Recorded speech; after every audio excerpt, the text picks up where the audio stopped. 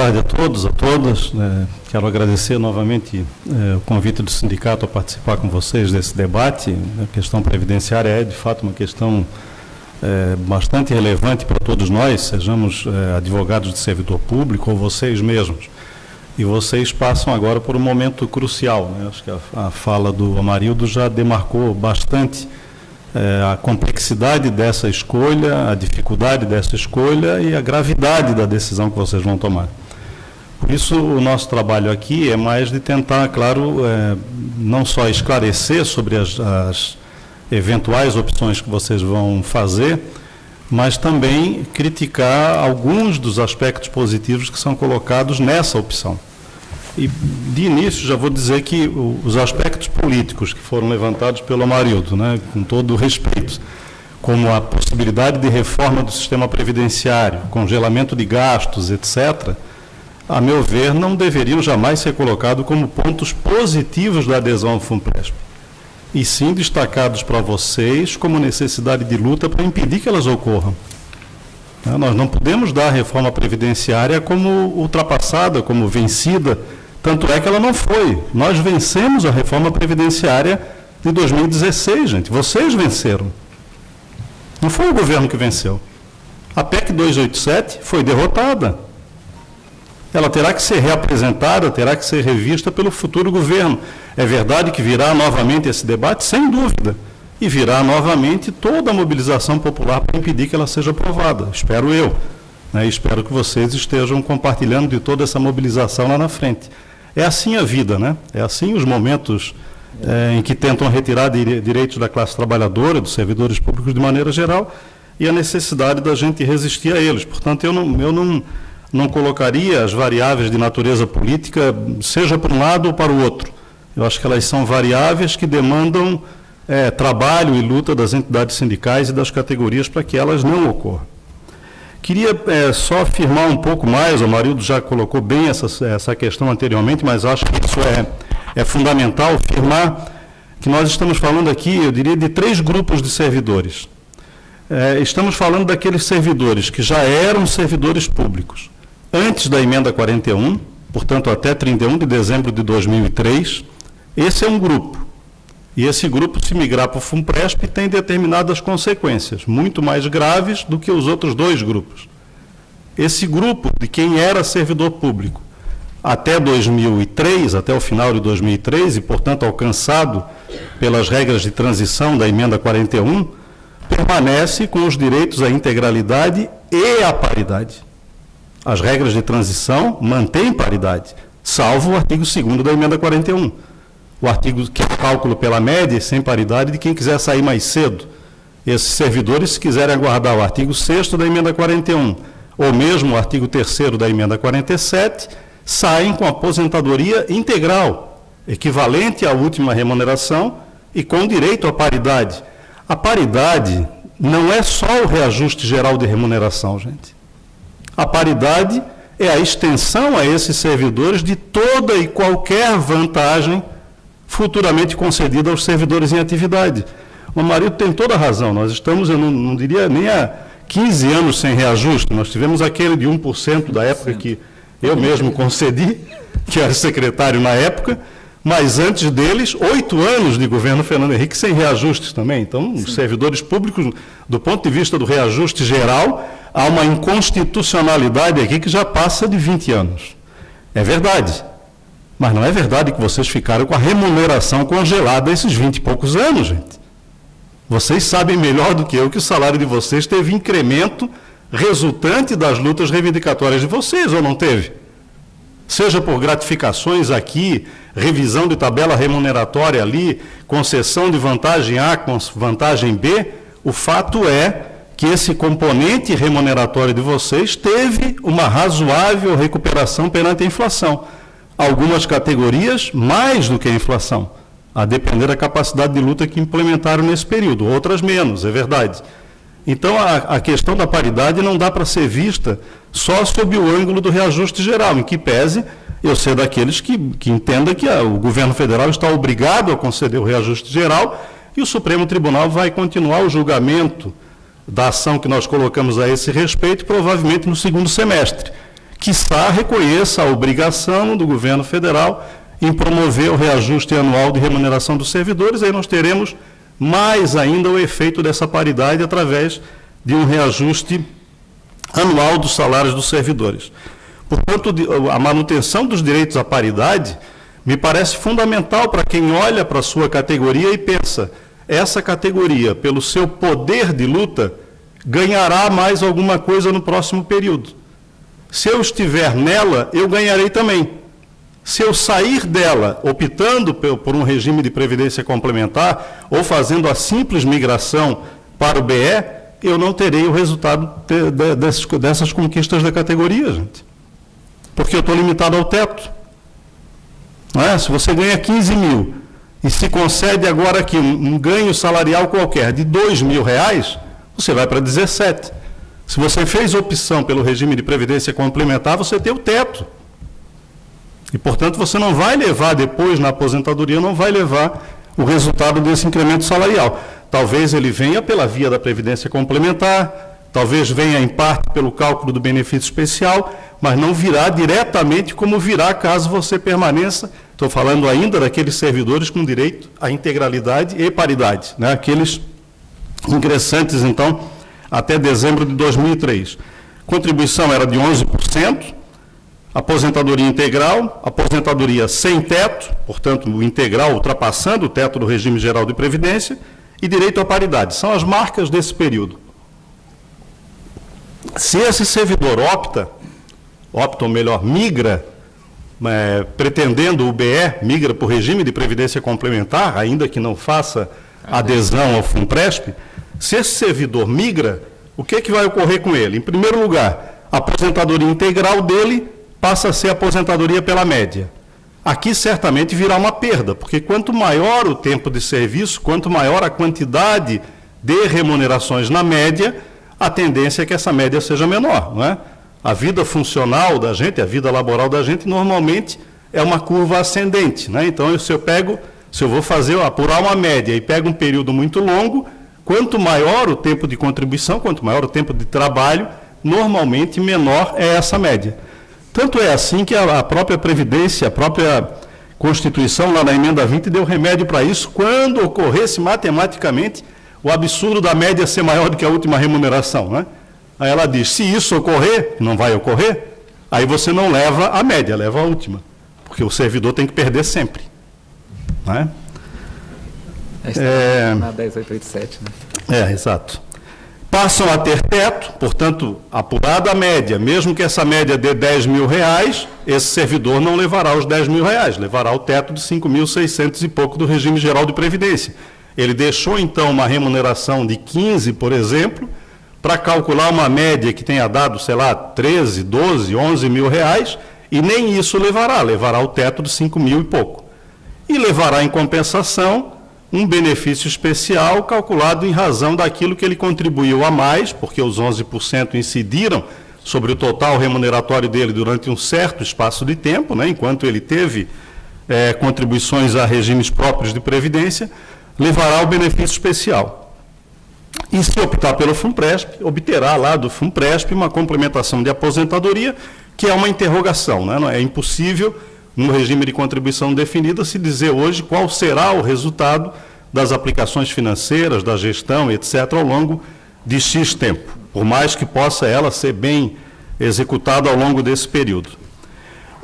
Portanto, esse grupo de servidores, eu diria, fazer a migração e fazer a opção pelo FUNPRESP, o sujeito precisa ser internado. Eu não. Precisa. Porque não fecha a conta, gente. Socorro. Não fecha. O segundo, ingressantes entre janeiro de 2004 e outubro de 2013. Aquele grupo de servidores que já ingressou com a emenda constitucional 41 em vigor, salvo aquele período que o Amarildo se referiu, né, entre janeiro e fevereiro de 2004, que há esse limbo, esse espaço de tempo meio vazio, questionável juridicamente, mas os servidores ingressantes entre 2004 e 2013, qual é a situação previdenciária deles hoje, antes de resolverem qualquer coisa? Contribuição de 11% sobre o total remuneratório, aposentadoria pela média, não integral, esse já não tem integral, aposentadoria pela média, porém sem teto. Se eu ganho 15 mil reais e o cálculo da minha média deu 11, por exemplo, eu levo 11 para a aposentadoria, não estou submetido ao teto de 5.600 e pouco. E, evidentemente, se eu perdi aí 3, 4 mil reais de diferença nessa conta, eu vou buscar essa complementação em algum lugar, seja numa entidade de previdência complementar, seja através de outras formas de poupança que algumas pessoas preferem fazer. Eu próprio já tive previdência complementar pela OAB, pelo Banco do Brasil, e desisti de ambas, porque os resultados que me apresentavam ano após ano aumenta cada vez mais a tua contribuição e reduz cada vez mais a previsão do benefício que você vai receber no final. E antes que eu estivesse próximo desse final, eu resolvi cair fora e buscar complementação através de outros mecanismos, outros investimentos, em que pese entender que isso tem muita relação, talvez, com a gestão, com as taxas de administração cobradas, etc., mas naquele caso específico, meu caso específico, eu preferi cair fora antes que fosse tarde. E estava me parecendo tarde demais já. Esses servidores desse grupo, então, também não têm paridade, já entraram no serviço público a partir de 2004. O reajuste das aposentadorias deles está vinculado ao reajuste do INSS, das aposentadorias do INSS. Então, se ele ganhava 15 e a média jogou para 11, ele vai ter 11, porque não tem teto, e vai ter a aposentadoria dele reajustada anualmente pelo INPS, né, pelo mesmo índice do regime geral de previdência, pelo INSS. O que alguns costumam dizer que é mais do que a atual situação funcional dos servidores. Se houvesse um reajuste geral de remuneração pelo INPC no mês de janeiro, que é o que se aplica no regime geral de previdência, alguns costumam achar que isso é mais do que esperar o resultado da luta sindical. Eu diria, não é.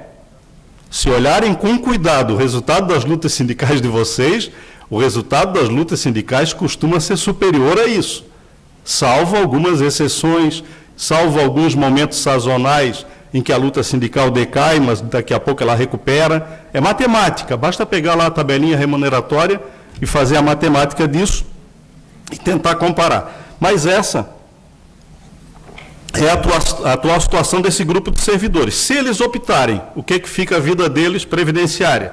Primeiro, passam a ter teto. Então, aquilo que na média deu 11 para eles, mesmo que deu 11, cai para 5.600 e pouco. Ele vai ter um benefício especial, que é o cálculo que vocês todos estão tentando fazer aí. E se quiser o restante da complementação, busca um FUNPRESP. O reajuste dele, como é que vai ser dali para frente? Bom, do regime próprio, já era vinculado ao regime geral de previdência, o reajuste continuará sendo, né? Portanto, quanto a isso, não há modificação. O terceiro grupo, eu diria que esse segundo talvez tenha interesse médio, né, por conta da incidência da média, é possível dizer que essas pessoas possam ter maior interesse de cogitar dessa migração, ou mesmo de adesão ao FUNPRESP, do que o primeiro grupo, sem dúvida. E o terceiro grupo é aquele que eu diria que já não tem muita opção. São os servidores ingressantes depois da regulamentação do FUNPRESP de vocês, em outubro de 2013, se não me engano, né? Ingressantes a partir dessa data, e que têm a seguinte condição previdenciária hoje.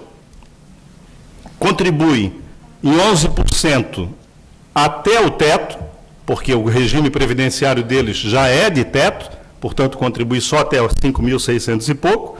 A aposentadoria desses servidores é pela média. Se a média ultrapassar o teto, eles estão vinculados ao teto. O cálculo dos proventos submete-se ao mesmo teto, o reajuste igual ao do RGPS.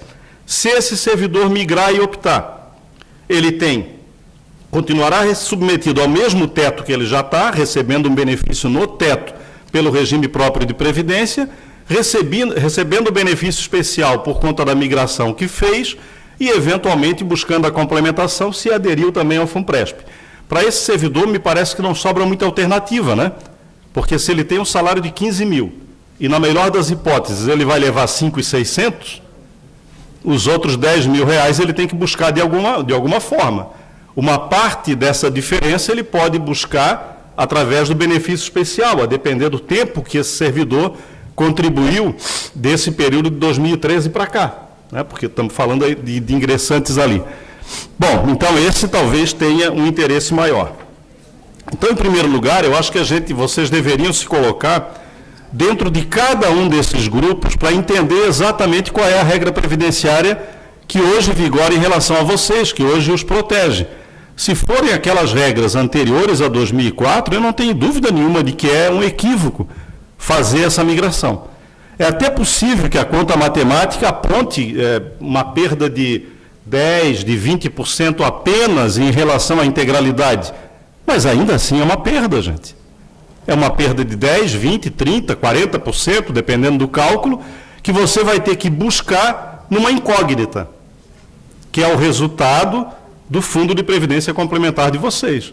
Se ele vai entregar daqui a 30 ou 40 anos aquilo que ele promete entregar. Promete não, aquilo que ele diz que é possível entregar, porque como não é benefício definido, ele não promete nada. Ele só promete cobrar, ele diz, eu cobro de vocês X%. Daqui a 30, 40 anos nós vamos ver qual é o resultado dessa reserva acumulada nesse período para ver o que é que vocês conseguiram, o que é que foi possível amealhar de reserva matemática e qual o resultado possível do benefício principal nesse momento. Eu procurei olhar, eu acessei o site do FUNPRESP já na semana, da FUNPRESP Jude na semana passada para me inteirar melhor da situação no judiciário, já que a minha atuação é mais no executivo, e vi que o FUNPRESP fez um trabalho muito bom de um slide a respeito do benefício especial, de como se calcula, como se chega ao benefício especial. E o caso que foi lá colocado me pareceu bastante interessante, de um servidor ingressante em 2012, portanto, antes do FUNPRESP. Nós estamos falando daqueles servidores que já estão na emenda 41, já estão submetidos pelas regras da emenda 41 ao cálculo pela média, mas não tem teto, não é? Cálculo pela média, mas sem teto, reajuste pelo regime geral de previdência, mas ainda não migraram, não escolheram essa opção. Esse servidor era um técnico judiciário recebendo em torno de R$15 mil. Pelos cálculos do FUNPRESP, esse servidor, ao migrar, cai para 5.600 e pouco, evidente, porque ele vai receber o teto pelo regime próprio, 5.600 e pouco. O benefício especial desse servidor deu em torno de R$1.300. Benefício especial, fruto das contribuições que ele verteu sem teto durante um certo tempo, não é? Do período de 2012 até agora, 2018, o cálculo lá está até 2017. Esse benefício especial, então, deu R$1.300. Bom, 1.300 mais 5.500, que era o teto da época, hoje 5.600, 7.000 e alguma coisa. O sujeito trocou, então, os 15 dele, o cálculo pela média dos 15 caía para 14. Ou seja, se ele se aposentasse, ele teria 14, porque a média dava 14. Esse sujeito está escolhendo entre receber 14, com direito a reajuste anual pelo INPC igual ao regime geral de previdência, está escolhendo receber o teto de 5.600 e pouco, mais 1.300 de IBE. Ou seja, perde 52%. E vai buscar essa diferença no Fundo de Previdência Complementar.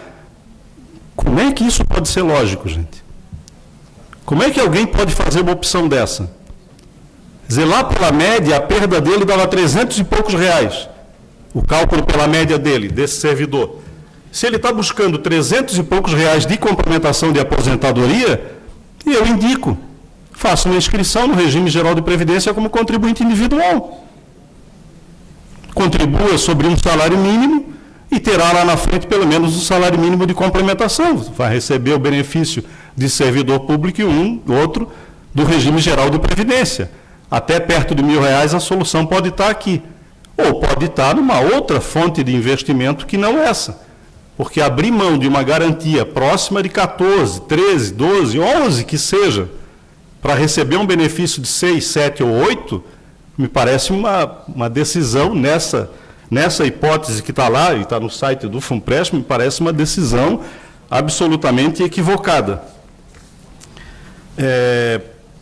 Uma questão que o marido colocou, que foi bem interessante, que eu queria só acrescer, a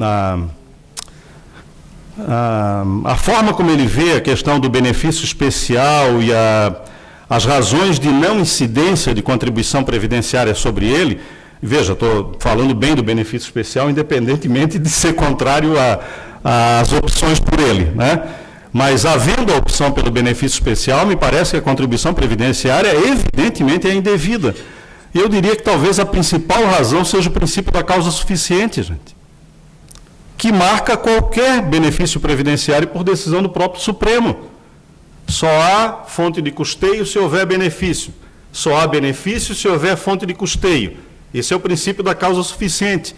Por que eu vou pagar sobre o BE se eu já estou no teto do regime geral de previdência e ele não vai me gerar, ele, BE, nenhum benefício outro? Então, o BE que está sendo auferido por um aposentado não pode ser fonte de incidência de contribuição previdenciária, além das razões que o Amarildo já colocou, as outras razões, por ter natureza compensatória ou indenizatória, enfim, teremos aí um bom espaço de discussão jurídica, caso aqueles servidores que venham a optar, e tendo BE, venham a sofrer a incidência da contribuição previdenciária sobre essa parte dos seus rendimentos. Agora, rendimento concordo também, rendimento para fins de imposto de renda, aí o buraco é bem mais embaixo, né? A própria jurisprudência não costuma ser muito franca em relação a isso, muito positiva em relação a isso, em que pese a ideia de atribuir caráter indenizatório, como foi mencionado, né, de que alguns magistrados estariam raciocinando dessa forma, não me pareça de todo descabida, porque outras parcelas há de natureza remuneratória no setor público, de natureza indenizatória, desculpe, no setor público.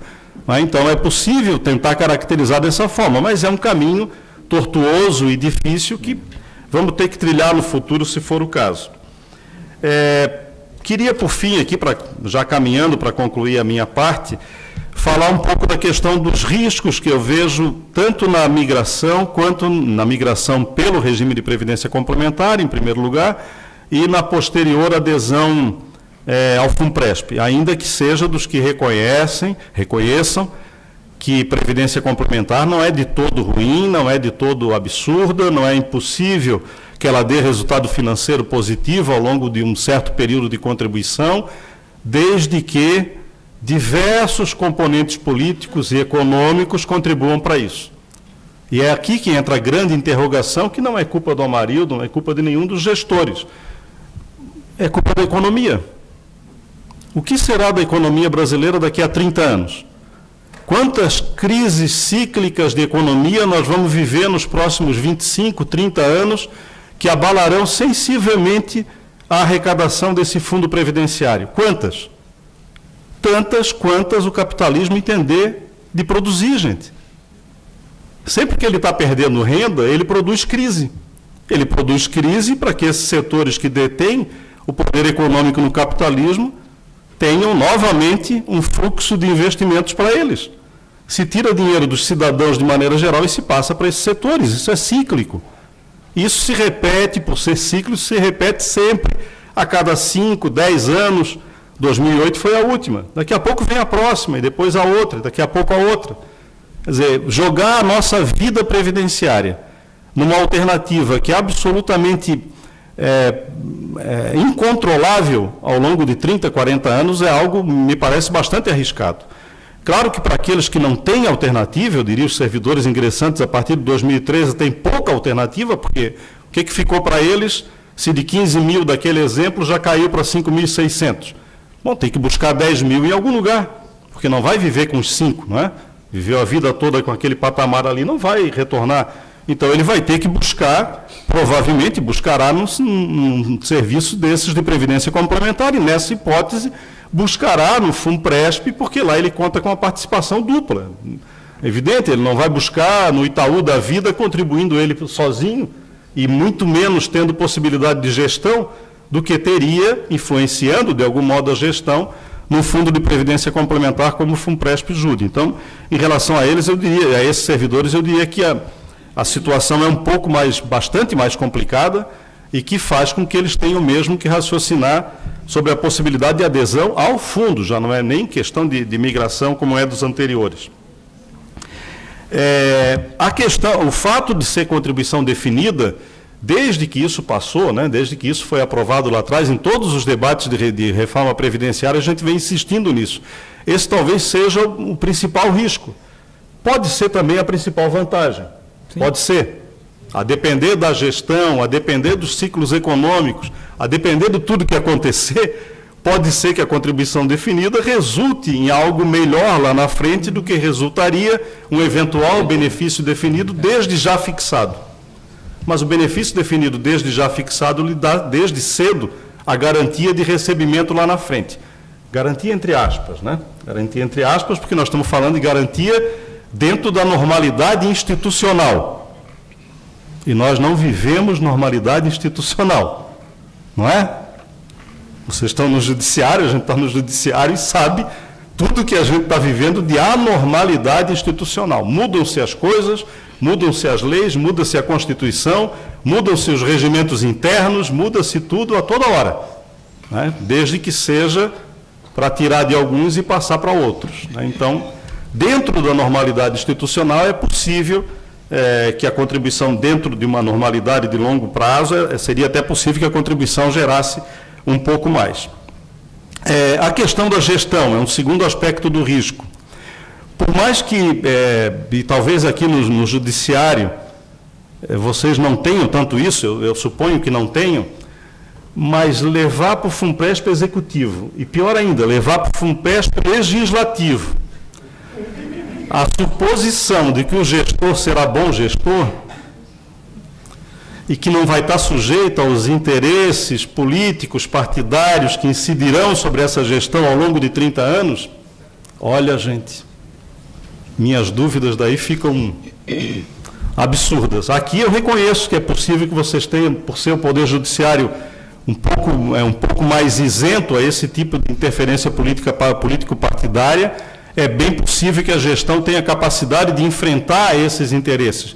De que interesses eu estou falando? De investimentos, por exemplo.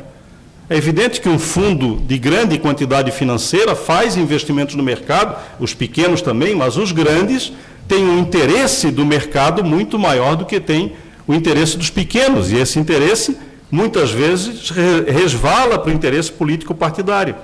E não foram poucos os exemplos de mau investimento de fundos de pensão ao longo dos últimos anos. O Eike Batista recebeu investimentos da Petros, da Eletros, do Correio, enfim, fundos de pensão administrados, teoricamente, por gente que estava lá interessada em fazer uma boa gestão. Estou terminando, tá? Então, a questão da gestão me parece que é fundamental. E aí aponta para vocês, no movimento sindical, a importância de participar da gestão. Porque muitas vezes, eu atuo muito no movimento sindical, e muitas vezes a gente vê assim, olha, sobrou 3 vagas de representação no Conselho, lá do FUNPRESP, por parte dos servidores. E muitas vezes a escolha dos 3 que irão para lá representar os interesses dos servidores é, às vezes, aquele que talvez não tenha tanta coisa mais importante para fazer, às vezes um que não tem tanta condição técnica até de bem representar e conhecimento. O movimento sindical, os servidores, de maneira geral, não entendem a importância de qualificar essa pessoa, de gastar dinheiro para qualificá-la, para que ela faça uma boa representação, e isso vai ser fundamental, sobretudo no Conselho Deliberativo, para que esse resultado final em contribuição definida possa ser apresentado lá na frente, porque serão 3 do governo de um lado e 3 dos servidores do outro, a fazer o contraponto e tentando assegurar uma gestão mais positiva ao longo desse período.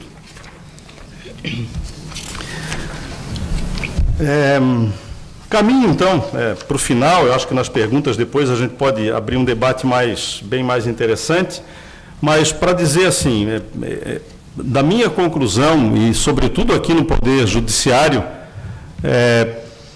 2 grupos de servidores deveriam ter todas as reticências de fazer essa migração e fazer adesão ao Fundo de Previdência Complementar, todas. E deveriam esse grupo de servidores, e mesmo o outro grupo de servidores, que já está submetido, eu diria, ao inferno, sempre que eu apresento reforma da Previdência, eu digo que a cada reforma que vem era o céu, vai botando o pezinho no inferno, daqui a pouco é a cintura. Esse grupo mais novo já está com o pescoço lá no inferno, né, enfiado nisso. Nós temos aberto um debate, dizia até no começo para alguns dirigentes que estavam aqui, a gente tem aberto um debate que alguns têm me dito, não, vocês estão completamente loucos, assim como eu falei que a opção do meu marido era loucura, nós estamos completamente loucos nisso que estamos pensando. Nós temos um coletivo nacional de advogados de sindicatos de servidores públicos, que junto com a USP, e aí a nossa loucura se dilui um pouco, porque daí pelo menos veio a academia a tentar reduzir o nosso ímpeto de loucura, estamos produzindo um estudo organizado pela USP. O primeiro livro sai agora no mês de agosto, e a partir dali vão sair 2 cursos internos de especialização na USP sobre esse assunto, discutindo que, no nosso entendimento, o regime previdenciário de servidor público não pode ser regime contributivo. Não pode, é incompatível com a função pública. E eu diria mais ainda nas carreiras típicas de Estado. É incompatível. E é insustentável financeiramente que permaneça do jeito que está. Porque a relação contributiva no setor público é impossível se chegar a uma relação de 3:1, gente. Para poder ter equilíbrio financeiro e atuarial, como é exigido constitucionalmente. Impossível, porque não haverá contratação de 2, 3 milhões de servidores públicos federais para compensar a quantidade de aposentados. Se é impossível, isso quer dizer que a longo prazo, cada vez mais o regime próprio de previdência dos servidores públicos está fadado a encontrar problemas sérios. Pode ser isso contraditório com tudo que eu falei até agora? Pode. Mas nós estamos tentando encontrar alternativa para isso. E é dizer, o regime não foi contributivo, como bem disse o Amarildo, até 93. O início da década de 90, o regime não era contributivo, o Estado era responsável por assegurar a aposentadoria dos servidores públicos, e mesmo remando completamente contra a maré, nós entendemos que é possível reabrir esse debate, reabrir essa discussão. Evidentemente, tentando fazê-lo de modo técnico, tentando encontrar parâmetros em outros estados que adotam modelos semelhantes no mundo, para demonstrar que é impraticável isso. Nós não só vamos aumentar demasiadamente a contribuição para o regime próprio, como vamos começar a enfrentar coisas piores ainda do que aquilo que a gente está discutindo hoje aqui. A Previdência Social, por exemplo, acabou de baixar uma norma dizendo, a Secretaria de Previdência Social, que abarca os regimes próprios, dizendo que no regime próprio é possível a segregação desse fundo, dessa receita que vocês pagam de 11%, em 2 fundos diferentes, regime próprio, hein? Regime próprio, não estamos falando de previdência complementar. Um deles de capitalização. E está mandando fazer. Ingressou semana passada uma DPF no Supremo Tribunal Federal contra isso, ajuizado pelo Sindicato Nacional das Carreiras Típicas de Estado. Não é? Ou seja, nós estamos caminhando para o desmonte completo da Previdência Pública.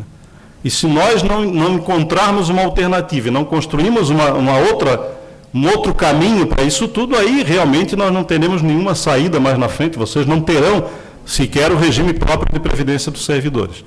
Mas acredito que, e pela experiência que a gente tem vivido nesses anos todos, acredito que a luta de vocês, a mobilização de vocês, sobretudo vocês do Judiciário, com o poder político que tem, né, de influenciar as instâncias do Poder Judiciário, nós temos condições de enfrentar essas modificações constitucionais e, quiçá, fazer o movimento inverso para um regime estatal que não inviabiliza a previdência complementar, não inviabiliza, seja ela como complemento ou suplemento de aposentadoria, mas que saia desse senso comum, que é um senso comum que vai nos conduzir mais cedo ou mais tarde ao abismo, de tratar o regime previdenciário de vocês como regime estritamente contributivo e, mais que isso, submetido a equilíbrio financeiro e atuarial, sabendo-se que nós não vamos ter jamais o nível de contratação desse. Ao contrário, a tendência é a introdução de tecnologia cada vez mais e redução da quantidade de pessoas. Obrigado.